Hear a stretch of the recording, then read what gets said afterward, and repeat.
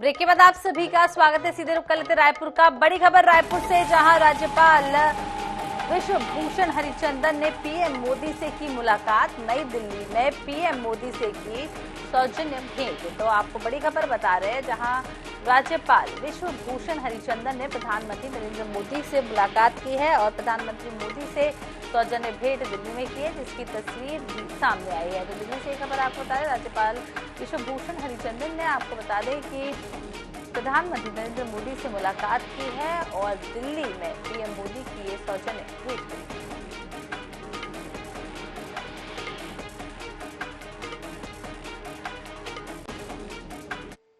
इधर छत्तीसगढ़ में सरकार बदलते ही प्रशासनिक पदों पर चेहरे बदलने की भी सुगबुगाहट तेज हो गई है। जल्द ही सीएम सचिवालय के साथ ही बड़े पैमाने पर फेरबदल होने वाला है।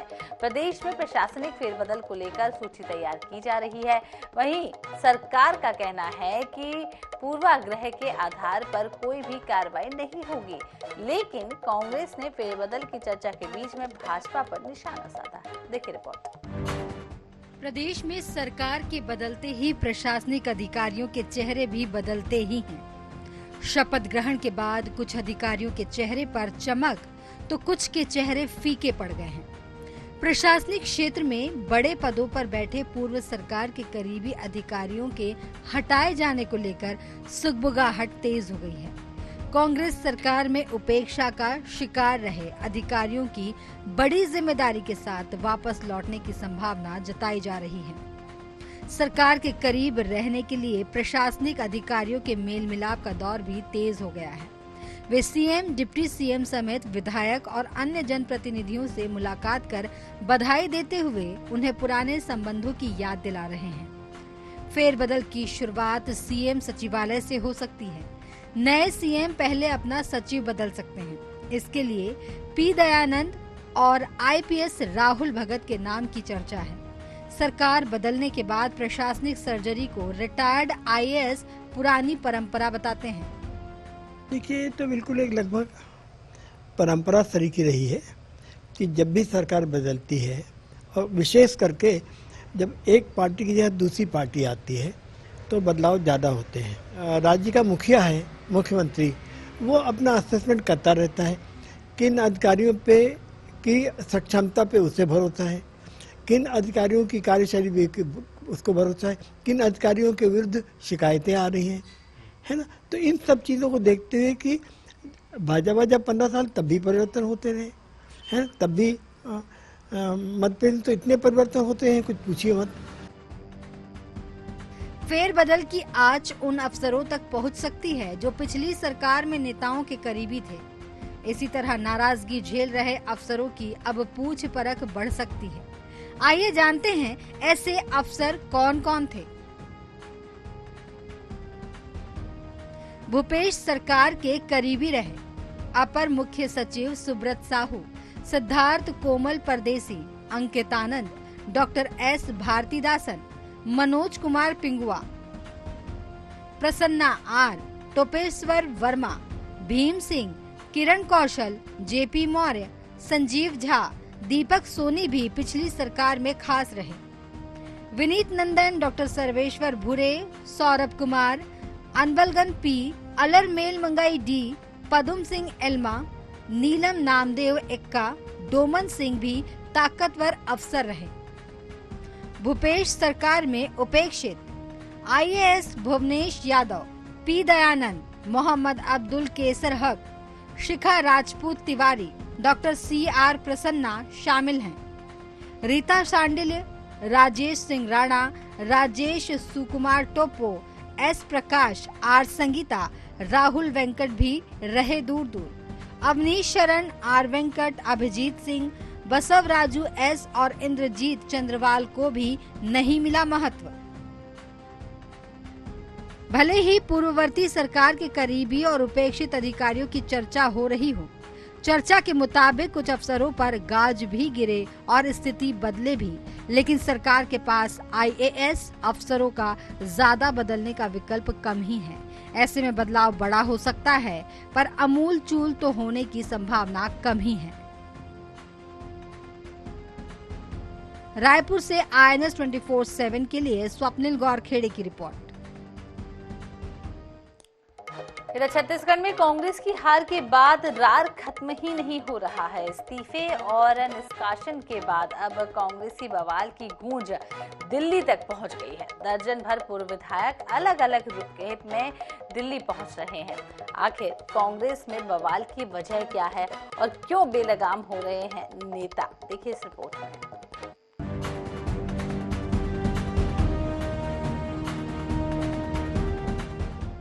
छत्तीसगढ़ के कांग्रेसी इतिहास में पहली बार 22 सिटिंग विधायकों की टिकट कटी, लेकिन पहली ही बार में यह प्रयोग कांग्रेस को भारी पड़ा। 22 में से 15 सीटों पर कांग्रेस को हार का सामना करना पड़ा और यही वजह है कि अब जिन 22 तत्कालीन विधायकों की टिकट कटी थी, वे इस फैसले के खिलाफ रायपुर से दिल्ली तक आवाज बुलंद कर रहे हैं। बागियों के निशाने पर प्रदेश प्रभारी कुमारी शैलजा से लेकर सह प्रभारी Chandan Yadav, TS सिद्धेव, PCC chief दीपक वैस तक कई नेता हैं। इन नेताओं के खिलाफ बगावत को थामने कांग्रेस ने 2 पूर्व विधायकों को पार्टी से 6 साल के लिए निष्कासित भी किया, लेकिन कांग्रेस को यह दाव भी उल्टा पड़ा। निष्कासन के विरोध में कई विधायक लामबंद हो गए। विनय जायसवाल और बृहस्पति सिंह के साथ दर्जन भर विधायकों ने दिल्ली में झंडा बुलंद कर दिया। दिल्ली जाने से पहले भी विधायकों का गुस्सा फूटा। विनय जायसवाल ने TS सिद्धेव पर कार्रवाई की मांग तो की ही, 2 टूक लहजे में कहा कि उनके 2.5 साल को लेकर बयानों ने कई बार विधायकों के करियर ही नहीं, पार्टी की सरकार को भी निगल दिया। दूसरी ओर पार्टी के जिम्मेदार बागी विधायकों की हर गतिविधि पर नजर रख रहे हैं। भाजपा इस स्थिति पर कांग्रेस पर तंज कस रही है। TS सिंहदेव जी जो हमारे नेता हैं, कांग्रेस के नेता हैं, लगातार 5 साल तक पार्टी के खिलाफ में बयान देते रहे। कभी मोदी जी की तारीफ कर दिए, कभी आवास को लेकर ऊपर प्रश्न चिन्ह लगा दिए, कभी 2.5 साल का राग अलापते रहे, कभी मर्यादा की बात करते रहे कि मर्यादा के अंदर दरवाजे के अंदर की बात को बाहर नहीं करना चाहिए, लेकिन बार बार मर्यादा तोड़ते रहे। लेकिन पार्टी ने एक भी नोटिस उनको दिया क्या? अब देखिए, पार्टी में हर व्यक्ति को पार्टी फोरम पे अपनी बात कहने का अधिकार है।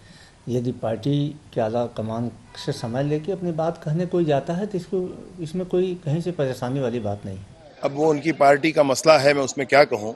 मैं सिर्फ कहना ये चाहता हूँ कि उसमें अनेक लोग हैं, अनेक तरह के आरोप लगाने वाले। मैं सुनता हूँ, पढ़ता हूँ अखबार आपके और आपके चैनल के माध्यम से सुनता हूँ। मुझे ये लगता है कि ये सब लोग सच बोल रहे हैं, उनमें कोई गलत नहीं बोल रहा है। तो जितने उनके आरोप परस्पर लगाने वाले हैं, मैं सोचता हूं कि सब लोग सच बोल रहे हैं। ये हुआ तो ये भी ठीक बोल रहा है, वो बोल रहे हैं ऐसा किया तो वो भी ठीक बोल रहे हैं। इन सारी चीजों का उनको मंथन करना पड़ेगा। हार के बाद रार की पटकथा ने कांग्रेसी हलकों में हड़कंप मचा दी है। बागियों के गुस्से ने दिग्गज नेताओं को तो असहज कर ही दिया है, पार्टी को भी हार के कारणों पर नए सिरे से सोचने के लिए मजबूर कर दिया है। ऐसे में पूर्व विधायकों की शिकायत पर कांग्रेस हाईकमान का क्या रुख होगा, इस पर हर किसी की निगाहें टिकी हुई हैं।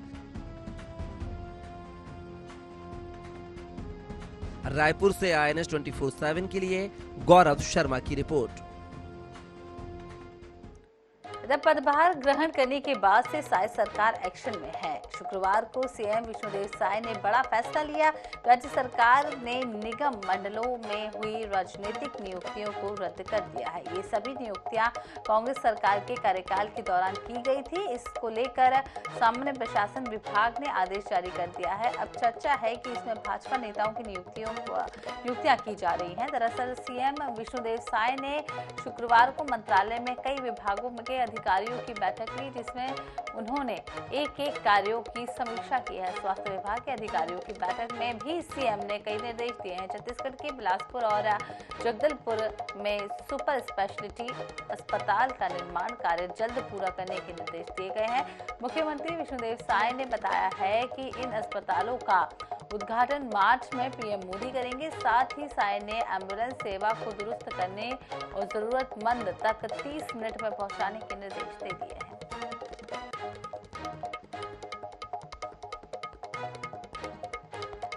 बात कवर्धा की, जहां कवर्धा में डिप्टी CM विजय शर्मा के स्वागत की भव्य तैयारी की जा रही है। शनिवार को उनके दौरे के दौरान स्वागत रैली निकाली जाएगी। साथ ही आभार सभा का भी आयोजन किया जाएगा। बताया ये भी जा रहा है कि रैली करीब 3 किलोमीटर तक का फासला तय करेगी।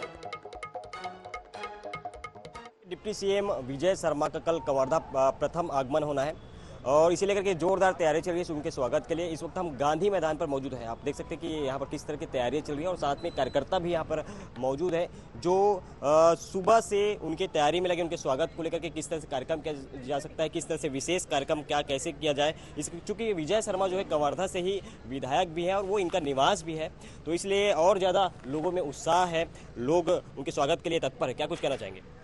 माननीय विजय शर्मा जी के उप मुख्यमंत्री बनने के बाद हमारे कवर्धा जिला के बहुत सारे किसान लोग हैं जिनका सेवा हमारे विजय शर्मा जी 20 साल से करते आ रहे हैं। वो लोग में उस लोगों में बहुत उत्साह है और जो युवा वर्ग है, खास करके युवा वर्ग उनको उप मुख्यमंत्री रूप में देखने के लिए बहुत उत्साहित है। पूरा जिला, आज हमारा पूरा कवर्धा जिला पूरा सज रहा है, अयोध्या के जैसे सजा रहे हैं और उनको देखने के लिए, उप मुख्यमंत्री देखने के लिए हमारे युवा और किसान वर्ग के लोग और अधिक से अधिक लोग आज कल उनको देखने के लिए आने वाले हैं। और ये कवर्धा शहर दशहरा से कम भीड़ नहीं रहेगी, इतना अच्छा तैयारी हम भारतीय जनता पार्टी के द्वारा और युवा मोर्चा के द्वारा और तमाम अनुसांगिक संगठनों द्वारा किया जा रहा है। बिल्कुल, डिप्टी सीएम बनने के बाद प्रथम आगमन है, क्या विशेष तैयारियां हैं? स्वागत है भाई, स्वागत है, विजय भैया का स्वागत है। निश्चित रूप से जन नायक को उप मुख्यमंत्री बनने के बाद कवर्धा की एक एक जनता उनके स्वागत के लिए कल उमड़ जाएंगे और सवेरे से यहाँ पूरे के कार्यकर्ता, भारतीय जनता पार्टी के सभी संगठन के कार्यकर्ता स्वागत के लिए मंच में हो, हर प्रकार से अपना तन मन धन से सहयोग के लिए लगे हुए हैं। कल जन सैलाब उमड़ने वाली है, एक दशहरा और एक दीपावली कल कवर्धा को देखने को मिलेगा। तो लोग और कार्यकर्ता इतने उत्साहित है कि दिवाली और दशहरा एक साथ मनाने की तैयारी चल रही है और इस गांधी मैदान पे ही हम मौजूद है। कार्यक्रम की जो तैयारियां चल रही है उस पर हम बातचीत कर रहे हैं कार्यकर्ताओं से। आपको बता दें कि विजय शर्मा जो है प्रदेश के नहीं पूरे देश भर के एक तरह से हिंदू फायर ब्रांड नेता के तौर पर भी जाने जाते हैं। तो केवल जिले वासी नहीं बल्कि जिले के आसपास के जो जिले के जो कार्यकर्ता हैं, जो लोग हैं, वो भी यहाँ पर उनके स्वागत के लिए पहुंचेंगे, उनसे मुलाकात करने के लिए पहुंचेंगे। संजय यादव, INA24 कवर्धा। इधर बलौदाबाजार विधानसभा के बीजेपी विधायक टेकराम वर्मा ने पत्रकार वार्ता कर कई मुद्दों पर बात की है। साथ ही उन्होंने चुनाव प्रचार के दौरान गिरफ्तार किए गए भाजपा कार्यकर्ताओं को लेकर अपनी बात रखी है। भाजपा कार्यकर्ताओं के खिलाफ कार्रवाई को लेकर उन्होंने जिला प्रशासन को आड़े हाथों भी लिया है। पूरे मामले में कलेक्ट्रेट के सामने धरना देने की बात तक कह दी है। दरअसल 11 नवंबर को चुनाव प्रचार के दौरान भाजपा कार्यकर्ता नारी बंधन योजना का फॉर्म भरा रहे थे, तभी प्रशासन की टीम ने कार्यकर्ताओं को गिरफ्तार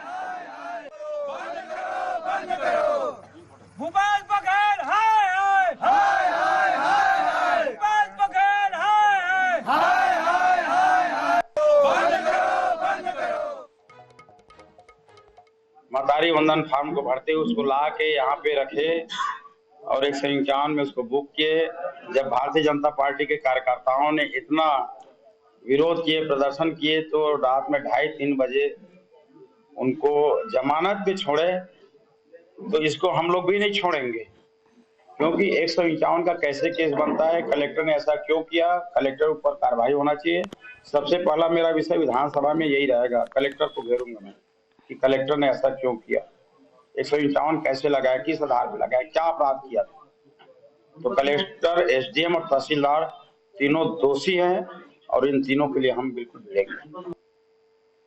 इधर प्रदेश में चोरी और आपराधिक गतिविधियों को अंजाम देने वाले कई अंतर्राज्यीय गिरोह सक्रिय हैं। ये गिरोह अन्य राज्यों से आकर किराए में मकान लेकर रहते हैं और चोरी और लूट की घटनाओं को अंजाम देकर फरार हो जाते हैं। दूसरी तरफ मकान मालिक किराएदारों की सूचना और विवरण थानों में जाकर नहीं देते हैं, इसलिए अब पुलिस ने ऑनलाइन सुविधा उपलब्ध कराई।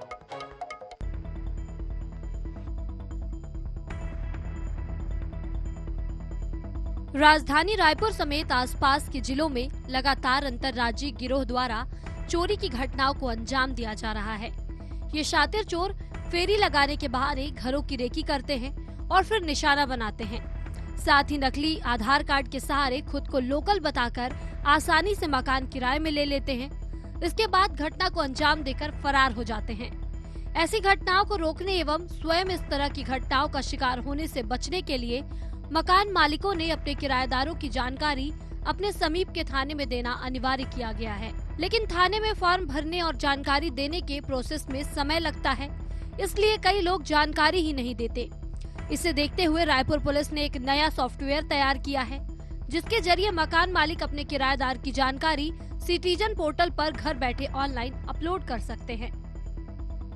सीसीटीएनएस पे प्रावधान है कि सिटीजन पोर्टल में जा करके हम किराएदार या टेनेंट वेरिफिकेशन के लिए जानकारी अपलोड कर सकते हैं। इसके लिए हमें थाना आने की आवश्यकता नहीं है और सहज रूप से इसको जो है प्रक्रिया को पूर्ण किया जा सकता है।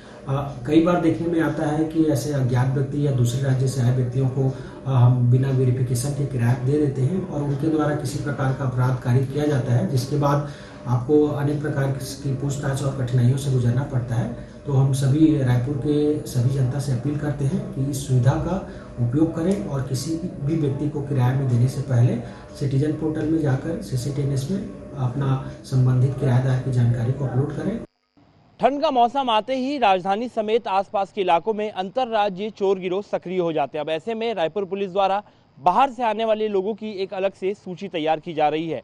पुलिस ने आम लोगों से भी अपील की है, जिन लोगों को भी मकान किराए पर देते हैं उनकी सूचना संबंधित थाने में दें। चूंकि ऑफलाइन प्रक्रिया में लंबा समय लगता था और कई लोगों द्वारा जानकारियां जो है वो नहीं दी जाती थी। अब ऐसे में पुलिस ने अपने ऑनलाइन पोर्टल CGCCTNS पोर्टल में अब बाहर से आने वाले यानी कि अब जो किराएदारों की सूची है वो आप घर बैठे अपने मोबाइल फ़ोन के इस वेबसाइट के ज़रिए सीधे जमा कर सकते हैं और ये डॉक्यूमेंटेशन संबंधित थाने में जमा हो जाएगा, ताकि आने वाले समय में यदि किसी प्रकार की चोरी या कोई अन्य घटना होती है तब ऐसे में पुलिस के पास पुख्ता जानकारी होगी और समय रहते कार्रवाई की जाएगी। देखना होगा इस ऑनलाइन प्रक्रिया के बाद कितने लोगों द्वारा जानकारियां दी जाती है और वहीं जिन लोगों द्वारा लापरवाही की जा रही है उन पर क्या कुछ कार्रवाई होगी। कैमरामैन मलकीत सिंह के साथ मोहम्मद हसन, NH 24/7 रायपुर।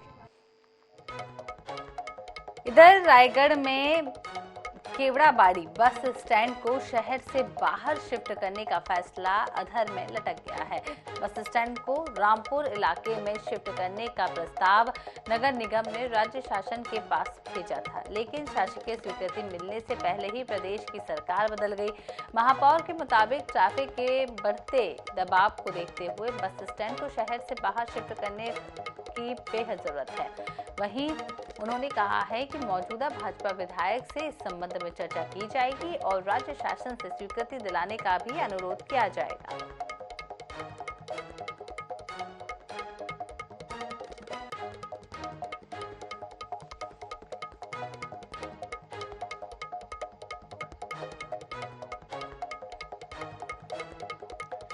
तो आपको एक खबर रायगढ़ से बता रहे हैं, जहां रायगढ़ में केवड़ाबाड़ी बस स्टैंड को शहर से बाहर शिफ्ट करने का फैसला अब अधर में लटक गया है। दरअसल बस स्टैंड को रामपुर इलाके में शिफ्ट करने का प्रस्ताव नगर निगम ने राज्य शासन को भेजा था, लेकिन शासकीय पहल होती उससे पहले ही सरकार बदल गई। अब महापौर के मुताबिक ट्रैफिक के बढ़ते दबाव को देखते हुए बस स्टैंड को शहर से बाहर शिफ्ट करना बेहद जरूरी हो गया है।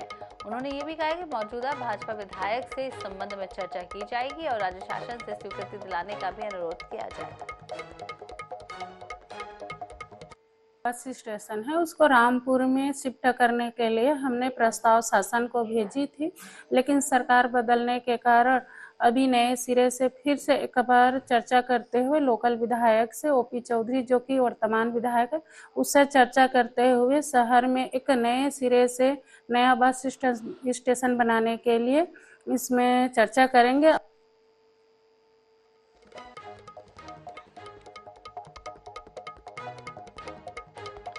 अगर आप भी इलेक्ट्रिक गाड़ियां खरीदने जा रहे हैं तो सावधान हो जाइए, क्योंकि इलेक्ट्रिक गाड़ियों की बिक्री तो धड़ल्ले से की जा रही है, लेकिन सर्विसिंग के समय कस्टमर्स को चप्पल घिसना पड़ रहा है। ऐसा ही मामला राजनांदगांव से सामने आया है, जहां शहर के भदौरिया चौक के पास स्थित हरिओम एजेंसी से पहले तो लुभावने वादे कर ग्राहकों की इलेक्ट्रिक गाड़ियों को बेच दिया गया और सर्विस देने के वक्त ग्राहकों को चक्कर लगवाए जा रहे हैं। ग्राहक अब उपभोक्ता फोरम जाने की तैयारी कर रहे हैं। रितेश सिन्हा ने बताया है कि महीनों से मेरी गाड़ी पड़ी हुई है, लेकिन अब तक सही तरीके से सर्विसिंग नहीं की गई है। 3 साल तक वारंटी देने की भी बात कही गई थी, लेकिन गाड़ी बेचने के बाद डीलर के द्वारा कोई सर्विस नहीं दी जा रही है। वहीं डीलर्स का कहना है कि कस्टमर्स को समस्या क्या हो रही है ये मेरी जानकारी में नहीं है।